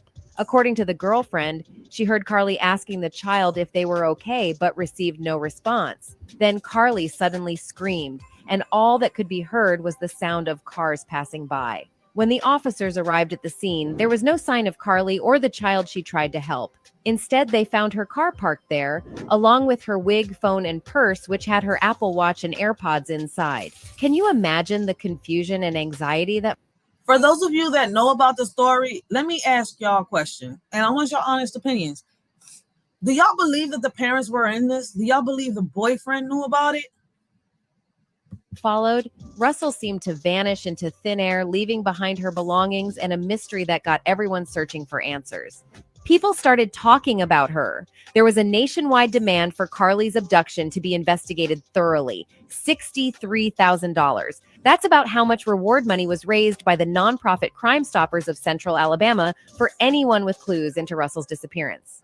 And then, as the case kept blowing up on Saturday night, Carlee returned to her parents' house on foot. She was reportedly unwell, so she was transported to the hospital. Carlee's boyfriend released a statement on Instagram saying she was fighting for her life for 48 hours. Fighting what? Because the police have not yet confirmed whether or not there was a... That right there is what makes me like, damn, yo, I don't know. This case right here is like, were they trying to pull a Jesse Smollett, whatever his last name is? But y'all get my whole point. The bull from Empire. Kidnapper involved. Now, this is just one side of the picture. This was gathered from what little information Carlee, her boyfriend, and her parents were willing to give to the police. Let's look into speculations and evidence that people have pointed out that make it seem like a hoax. We're going to break it down for you step by step. So, Carlee's mom and dad made an appearance on the Today Show after their daughter returned home. Carlee's mom said that there were a lot of false calls and texts from people claiming to have her daughter. And when she was asked if she actually believes that there was an abductor involved, she said absolutely. She thinks he might even still be out for her. Okay, that sounds like what any sad mother affected by an incident like this would say. But a body language expert closely observed Carlee's parents in the interview and had different views. She believes that the way her mom's talking means that she is straight up telling lies. Here's what she had to say. Do you believe she was fighting for her life? Oh, she definitely fought for her life. There were moments when she physically had to fight for her life, and there were moments when she had to mentally fight for her life. Baby, that father literally said under his breath and mouthed the words no. Y'all, rewind, go back. You seen it. Now, I'm not one of the heavy conspiracy theory girlies, so you're not going to get that here. But what I do appreciate here is the truth. And what I can say is the full truth is not being told. Now, can I say what is and isn't the truth at this point yet? No. But can I assume based on my own common sense what is going on? Probably. And I'm sure you can too. And the thing that I'm the most upset about here is that if this is a hoax or it's all been a lie or this isn't the truth and there's some alternate story, the problem that I have with this. Yo, this was the biggest hoax. Like, this woman had the nation, the whole nation going on go mode and about to go on a fucking rant. I'm telling y'all. This is America, land of the free. This is America, land of the free, where you gotta pay for water, even the air you breathe. Y'all screaming Black Lives Matter, turn around and watch our kids die and cry and ask why. They gotta fly high. Now we gotta be strong enough to storm the weather. Y'all weak, y'all fold under pressure. Now y'all went and lost your treasure. Oh my, look at the oppressor, dressed as a professor, calls himself a hitman, missed his target and got banned. Now he's tomorrow's trend, all for a brand. Don't act surprised. Y'all can stand. Y'all knew the plan. Y'all know that friend with that itchy hand ready to see you go missing? Damn, what a scam. The whole time they was listening. They was just a part of the plan. Got us on a mission, on go mode and ready to rant. And that's how she has us too. She had the whole nation. Is that there are really Black women missing, being kidnapped, being abducted. There are children that are really being out here used as bait, and to use this as a story, allegedly, is not cool because that takes away from the realness and the reality. The next time this happens and somebody says something, we as a public might not stand up and do something like we did for her. And that is the problem. When you cry wolf, other people suffer in the end. Now, child, I'm gonna wait for the rest of the story, but let me know what you think in the comments. Also, as a disclaimer, because I know y'all girls like to tussle, I am not saying that I am not happy that she is back home. I am not saying that I'm not happy that she is safe. What I am saying is She deserves to be behind bars. That's what we're all saying. Not two misdemeanors. Not two misdemeanors. If this was a man that would have did this, he would have been in jail. But not really, because look at the Jussie Smollett case. I think he was the beginning of all this too. Want the truth. So don't start with me. Don't come for me because I didn't send for you. Remember the boyfriend we mentioned earlier? Girl, the boyfriend is another story in himself. Brace yourselves for this shocking twist. That guy is actually her ex-boyfriend. Yes, the two had called it quits after he allegedly cheated on her with a stripper. And Carly went as far as blocking him on Instagram. Yep, the same guy who is now posting stories of being relieved that she came back. Carly even texted the girl he cheated on her with, and boy, she had a lot to say. So you're telling me that she faked her abduction to get her ex-man's attention? Girl, that is low. There are also some other factors that indicate that this was just a cry for attention. Apparently, someone in the Hoover Police Department has stated that while Carly sticks to her story of being abducted by some weird villagers who fed her Cheez-Its and painted her nails for 2 Facts. Like, this was the craziest story. This girl got kidnapped by fucking Pennywise the Clown, killer clowns from outer space, and I don't know what. Like, and then they fed her the same cheese that she bought at the damn gas station. days. Some details just don't make sense. The police department got hold of some footage from a Ring doorbell, and she can be seen walking normally until she nears her house and breaks into hysteria. Also, medics were sent to her house after she returned on a call for an unresponsive but breathing person. But when they arrived, Carly was awake and speaking. Trust me, we're just as baffled as you are. A TikToker who has been keeping up to date with the case explained all of these details in her video and even included screenshots as evidence. What up, Nurse Gang? What up, TikTok? So the update I never wanted to truly have to report on. So we've all been talking about the Carly Russell case. This is her Instagram, Carly. Over the last few days, you know, she shocked the nation, and Black women all over the country felt empowered. We felt finally pleased that America was caring about Black women. And then this woman set us back all the way to the Ice Age. National news outlet was reporting about Carly Russell. This is the first time this has ever happened. The hunt was on to find this black girl. But then when she showed up at her house, it got a little greasy. Why did it get a little greasy? Because she just showed up. So then that's when the world got divided. Wait, what's going on? Something is not right here. Okay, we don't want to speak. We want our privacy. Something is going on. What is going on? Well, when you start talking about something, people start DMing you the truth. It looks like 50 people from Hoover have already got fired for leaking what's really going on with this case. And it's trickled into my DM. So you mean to tell me all this was because she was trying to get back at her ex-man? Yeah, that boyfriend that spoke out about her being kidnapped and held and tortured. Yeah, that was her ex-man. And he actually cheated on her with a stripper. And Carly had it out with the stripper. And to get back at him, yeah, she disappeared. And let's not talk about the money she stole from her job. Herself. And then got afraid when it blew up. This is what Carly said to the side chick. Itch, please. He told me everything you said about me, and you thought I told him to say that. I wasn't even with him. You're delusional AF if you think your little conversation was anything more than convenience and the fact that he used you to get back at me out of anger. You want to talk about I don't compare to you on your worst day? Girl, bye. You're miserable, or at least should be, being a stripper to provide for a child I've heard you've had from multiple people. So not surprised you don't know who your baby daddy is. Mention me or contact my NIGGA again, and you'll see I'm not the one to play with. You don't want you and your whole family touched. You're poor. I'm rich. You're a stripper. I'm a nurse. You're ugly. I'm beautiful. You could never. Right in the middle of the beef talking about who's poor and who's rich. You see what I'm talking about? You're the bottom of the barrel. Someone from the police department just could not watch us all suffer. So they released these details. Here's the update. She's sticking to the story that she was abducted. She says she was lured into the woods by some people who live in the woods, described as a person with orange hair, balding on top, tied her up and drove.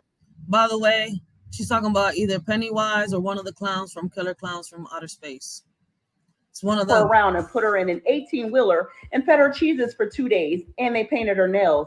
They kept her on 150 somewhere, and somehow she managed to get away and run through the woods to her neighborhood until she got into her house and then goes into the hospital. Hoover got some Ring doorbell footage from her neighborhood, and it just shows her crazy. She's the first person that I know that got kidnapped and got to spend some time with Harley Quinn. Y'all don't see this shit? Walking casually until she gets close to her house, and then she starts sprinting and flailing arms and acting a fool.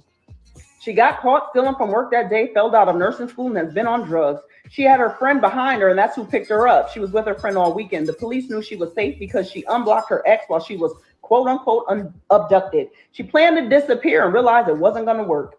What up, Nurse Gang? What up, TikTok? So the update. Here's another angle. People seem to think that the boyfriend was in on it all along. He definitely knew what was cooking, and he even made a statement on her behalf to put himself in the clear. What also needs to be considered here is that according to the Hoover Fire Department, Carly allegedly... It really does seem like the boyfriend knew about this. Listen, this case... unblocked her boyfriend from Instagram while she was missing. So you were kidnapped, but the kidnappers were nice enough to deal with your boyfriend's problems. That is majorly sus, my friends. A lot of the locals in Alabama are convinced that this is all a big lie that got too out of control, which is why Carly had to come back home. Was she afraid she was going to be put behind bars for this whole drama? Yeah, she started thinking about what happened to Jussie Smollett, and look, boom. Like, come on, like, how? Like, yo, she really had the nation, like, the whole nation. What's crazy is because of you set us back. Now, because of you're going to have all these young women out here doing the same thing that you did, thinking that they can get away with it or thinking that they can find a way to get away with it. Like, yo. Content creator also explained the entire fiasco with Carly's boyfriend. And she, too, is of the opinion that this was just a poorly plotted hoax. Now, to the boyfriend, who they're saying is the root cause of all this, I don't know if he knew anything. He could have been dragged through it all the way through, just like us. But allegedly, she had him blocked past this point. And she unblocked him and wanted to see the messages of him saying, you know, bring my baby back and all that sympathy. But if she came back and her nails were painted and all these things, it's giving, to be honest with y'all. That was because of the time she spent with Harley Quinn, y'all. I wanted to get back at my dude. I made up a whole story. My peoples really called the police because they was not in on it. And it made my boyfriend salty. I went to the Red Roof Inn, painted my nails, kicked it, and then went back home as soon as I saw the story getting too big. So I think that's what happened, allegedly. Sometimes playing too much gets you jail time. Let's also not ignore the fact that Carly's boyfriend was the only one who came out to say anything about her disappearance. He reported it to the police. He claimed it was an abduction. It's the only one who has spoken. There was a rumor out that perhaps there was something going on with her job and she had a nervous breakdown. There's some stuff on Facebook where people are talking about she checked into a hotel and there's proof, surveillance proof. There are also rumors that just days before her alleged kidnapping, she was caught stealing at a store. She was about to get kicked out of her school, and we already know about the cheating boyfriend. What do you do when you find yourself in a lot of trouble? You disappear. I mean, we get it that the girl probably deserved a break, but did she really have to go to all those extreme measures? Because you know what? Human trafficking is not a joke. Every day, so many people are victims of this heinous crime, and there are families and loved ones who are actually suffering the loss. To make it into a drama just because your life wasn't sunshine and rainbows for a week, unacceptable. A human trafficking expert completely disregarded Carly's parents' claim that the child she saw on the highway was bait to lure her in. Traffickers do not use methods like this as it attracts way more attention than they want. They instead go for complex ways like manipulation, blackmail, and other evil tricks. As far as we are aware, this is not a tactic that traffickers use. Sabrina Thulander, a spokesperson for Polaris, the nonprofit that runs the National Human Trafficking Hotline, told Insider, adding that it's a common myth that traffickers often use force to capture their victims. Far more common ways that traffickers use to recruit is that it's a family member. You have a lifelong tie to them and they will exploit that, she told the outlet. Another is through an intimate or romantic partner who's exploiting a vulnerability, a need that you have, the spokeswoman said. There are a lot of other tiny details that make the story so confusing. Things just don't add up. For example, in a statement released on Wednesday, the Hoover Police Department said they found no evidence of a toddler walking on the side of the highway and reiterated no one else called in about a lost toddler. Was Carly perhaps imagining things?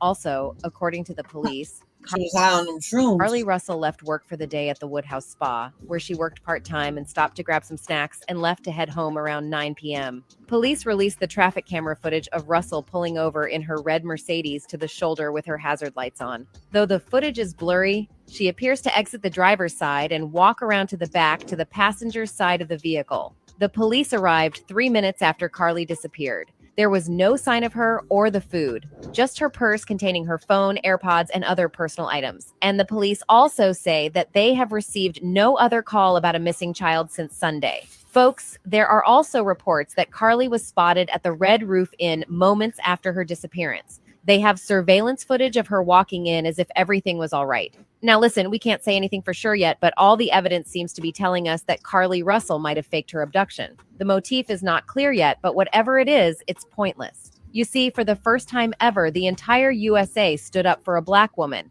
And if this turns out to be a lie, then no one will ever speak up for the race again. People, please don't cry wolf. Some out there might actually need help, but they'll get ignored because of you. If you want more updates on the case, press on the bell icon.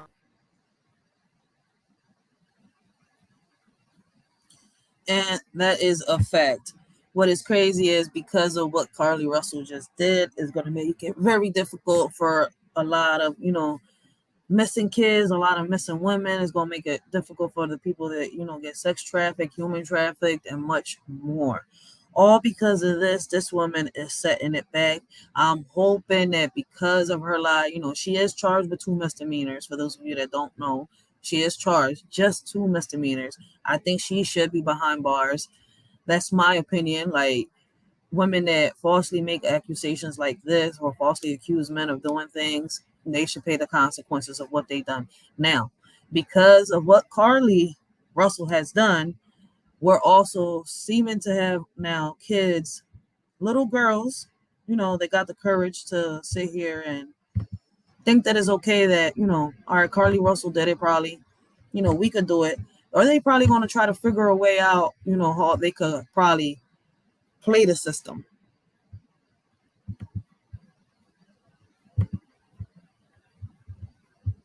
Whichever way it goes, listen, in my opinion, I think the kids should get help, but I don't know yet how you should punish a kid, that'll do the same type of crime, that commits the same type of crime that Carly Russell did. What I'm saying is that I'm hoping that in the future that these cops, these FBIs, all these types of units respond when a missing child, when it happens, when for some reason a child goes missing or runs away. Because now, as we can see, we got 11-year-olds doing the same thing that Carly Russell did. You can talk to your parents. We can open the window and let you talk to them. It's not a talk any parent wants to have, especially when it's about your 11-year-old daughter in handcuffs for a prank gone wrong. I'm telling you this right now, you're going to take this as a lesson at 11 years old, that if you do something stupid in the future, you're going to enjoy those cuffs. Her ruse was elaborate. It all started Wednesday morning when the girl, who we are not naming because she's a minor, texted 911 using the name Lily Lee Combs. She reported her friend had just been kidnapped and that she was pulled over on a local highway in Oak Hill, Florida.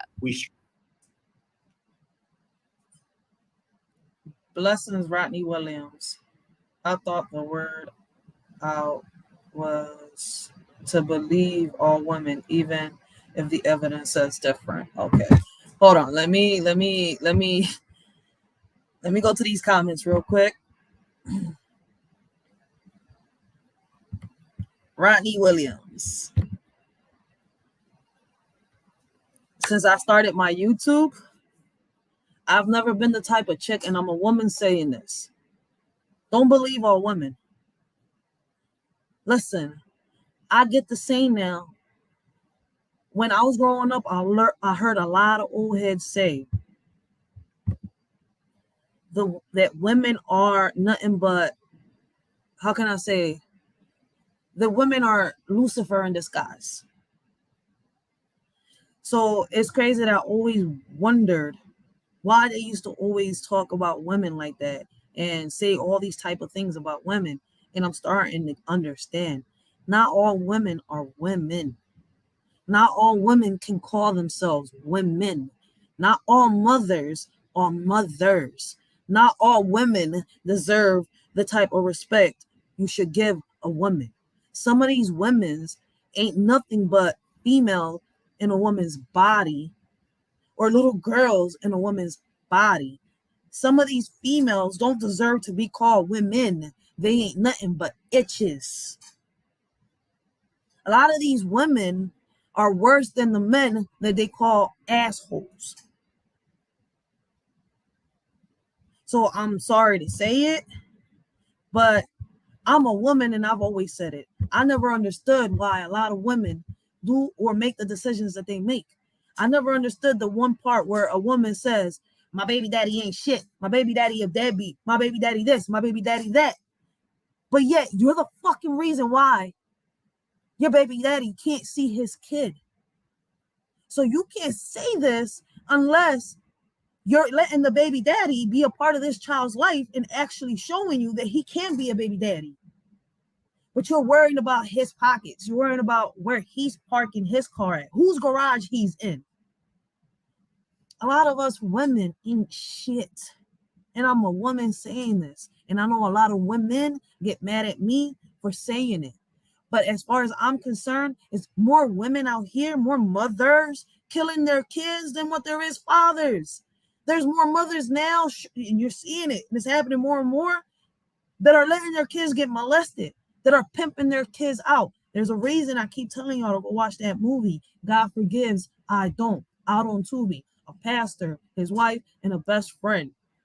When I could tell you that this woman is not a fucking woman. She's not a mother. She's an itch. You blackmailed the person that molested your child.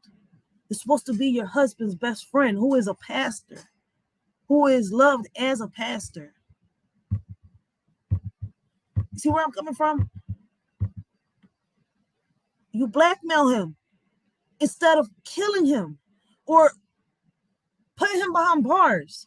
Let me ask all of y'all, fathers, mothers, whether you're a woman or you're a man, if you have a child or if you don't have a child, but would you like to have a, listen, doesn't matter. If you have a child or you don't have a child, doesn't matter, right?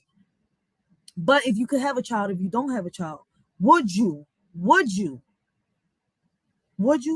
bring in street justice, or would you bring in the law? If you was to walk in and see that somebody that you trusted your child with was committing the ultimate sin with your child. Now you tell me, street justice or the law? As a parent, would you take it straight to blackmailing? Man, fuck that itch. She deserves a casket too. While I was watching this movie and I started seeing how this woman was, I was building her casket. And then when I saw that she let what happened happen, oh, in my head, the casket was built. I'm telling y'all, 7 feet underground. 7 feet underground is where all these predators and people that condone this shit belong in. And half the time, women ain't shit. And I'm a woman saying it. And I know that a lot of women get mad at me for saying it. But look at this shit. Look at what us women are being role models. This is what a lot of these kids look up to. These are the role models. These are the women nowadays. Nowadays, there's not a lot of kings and queens left. After this video, I'm going to show y'all one of my poems and y'all will understand where I'm coming from. Scramble our air unit gets up there, so we have air support. And the text messages keep coming in about directions, locations. 2 minutes later, Lily texted police that the suspect was in a white van and she was following it in a blue Jeep. When police asked her what her friend's name was, she replied that it was a 14-year-old named Maddie Lawson. 9:54 a.m., she texted police he's tying her up. And 15 minutes later, she added that the fake male suspect was armed with a gun. Police say within 45 minutes of that first text, officers pinpointed where the texts were coming from and arrived on the scene. And instead of a kidnapping, they find the 11-year-old texting. She tells us, oh, yeah, I thought it would be funny to do that. Officers struck a pretty firm tone with the 11-year-old. Do you stand by the tone? You got to have tough love here. You just can't rub her on the head and say you shouldn't do this. She insisted it was a one-time thing. I'm not going to do this again. Somebody could have been killed or injured. We get dozens and dozens and dozens of these calls, and we have to spend all of these money and resources because we have to take every one of them seriously. Volusia Sheriff Mike Chitwood says the girl was charged with a felony, making a false report concerning the use of a firearm in a violent manner and a misdemeanor of misuse of 911. Even though she was a first-time offender, the fact that she had mentioned that this person was armed, that drove her up to spend the night in detention because of that. Her father did not return NBC's request for comment, but the sheriff does have a comment for all parents and would-be pranksters watching. At what point does a seemingly funny prank become criminal? This isn't ring the doorbell and run away. You're actually interfering with police communications. You are pulling resources. There's real serious repercussions here. Now, the sheriff's office. So it looks like they're going to get very, very hard on this, but because of what Carly Russell did, and now this 11-year-old, and this recently just happened. This happened right after the Carly Russell situation. Right after this happened, what I would say hasn't been a week already. It's already probably a week since this happened. First the Carly Russell situation, and then this. Yes, women should get consequences for making false accusations of any kind. Office says that one helicopter for that 1/2 hour ran a tab of upwards of $550. They're still working out the final costs and whether or not her parents will have to pay that. And as for the girl, she spent the night at a local juvenile detention center. She was released back to her parents this morning. Thanks for watching our YouTube channel. Follow. So I think that was a good lesson that the cops gave her. What type of consequences, we need to figure it out for the kids that think that, that when an adult does this and it goes viral, it's cool for them to do it. That's why, listen, I'm going to say it right now. On part 2 of, was it part 2? Part 1, I spoke on the Tekashi, on how he went from the R&B, from the rap industry straight to the reggaeton industry. He went from over here to the United States all the way over there to Puerto Rico to start trolling and doing all this. Now he's making Spanish music, starting a whole lot of trouble over there. Like, if you go see part one, like I was trying to do my little translation the best way that I could, because listen, it's easy when I'm not in front of a camera, but I was trying the best way that I could. But I want to tell y'all, listen, the clout chasing that Takashi does can get one of y'all kids killed. So y'all really, like, for those of y'all, oh, it's okay for my child to idolize Takashi. It's not okay for these kids to idolize anybody. If anything, they should look up to you as the parents. And y'all wondering why half these kids we're building caskets out here for. Like, come on, we need to really start getting it together. That was a good thing that they did to this girl. That was a good scare. For those of you out there, oh no, that's messed up. No, that's not messed up. Because half these kids don't know what it's like behind. Half these kids don't know what it's like being behind bars. They don't know what real consequences are because they're not being taught by their parents. They think a lot of the parents out here think that the school system needs to do it without realizing that the school system is rigged. Half these kids, shout out to all these kids that graduate and parents that help them, the teachers that do, by any means necessary, help these kids accomplish their goals and do what they got to do. But listen, half these kids don't graduate. And it's meant to be like that. And that's my opinion.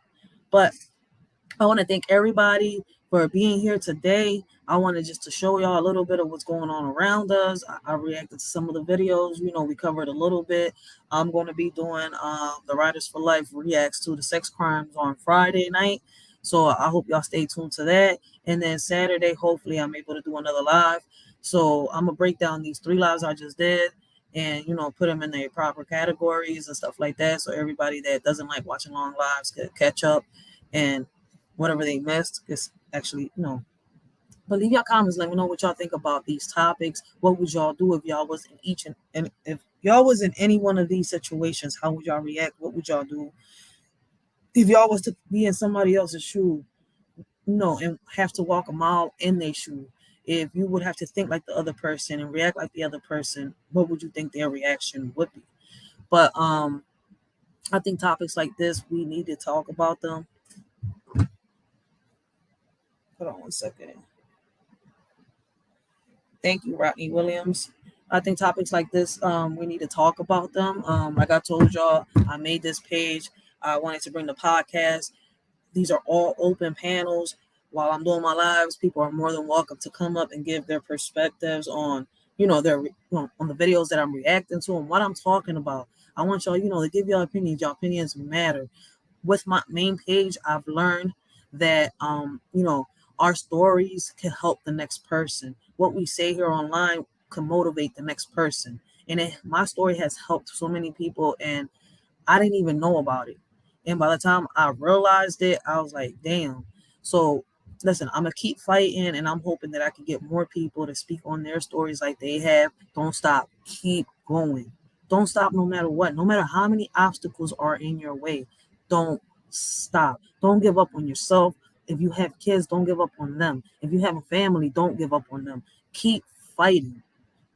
Like, we live in a cruel world, and we live in the middle of haters, enemies. And what's crazy is that nowadays friends turn into enemies, and our family members are our biggest haters. Always remember that. I don't know why it happens, but it happens. And there's so many things that happen around us worldwide that we don't even know.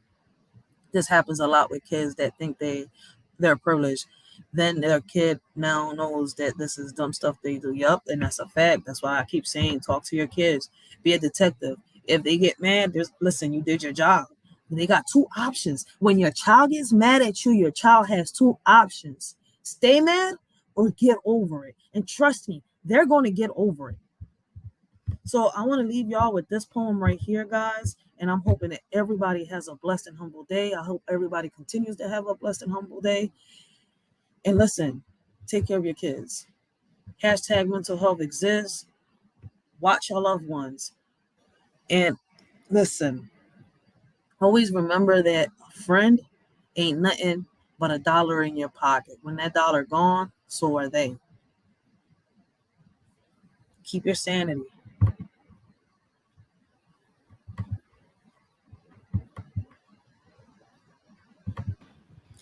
Who are we? We're so ignorant to the facts. There's no loyalty left in this world. Don't need no new friends. Alone, looking at the mirror, asking, where's the loyalty, the respect, the moral in life? Who are we that we think that we can judge? Look around. If word came, we dropped like flies. That's how divided we are. Bullets fly in the air like the 4th of July. Now who we hitting? The babies crying, the adults running, while the kids dying? Now we got caskets no bigger than 3 feet lying underground. Heaven's playground getting full. God getting furious. No one notices. So much hate, not enough love given. No one will realize until it's them life shatters. We divided to the point we can't tell who is who, believing in an illusion that will destroy us all. We say we honor and respect our ancestors, yet they gotta be rolling in circles in their grave. We should be ashamed. Instead, we're ignorant to the facts. Freedom is the only treasure that can't be bought with gold. In order to love someone else, you have to learn how to love yourself. We lost so many kings and queens to social media. Now it's a few left that can raise our young, right? So many people complaining. So many solutions underneath their nose. Yet they decide to give a blind eye. Who are we to judge? Can't we just come together? Y'all say the white man racist. So why can't we put our pride to the side and stop killing each other? You forget the youth watching? Let me take a step back. I forgot we live in a world that think celebrities need to raise our kids. Forgetting that it takes a village to raise our kids. The world is divided. Our kids are going missing or molested. Yet, that can't even bring us together. Maybe I'm tripping, but the solution is us. So many are ignorant to the fact. People are woke. They just don't care. So once again, who are we? What you're giving, that's how we live it. Don't be mad at the system, it's simply how we've existed. I hear a lot of people talking like they politicians and choose to be an accountant because it's safe in the business. Not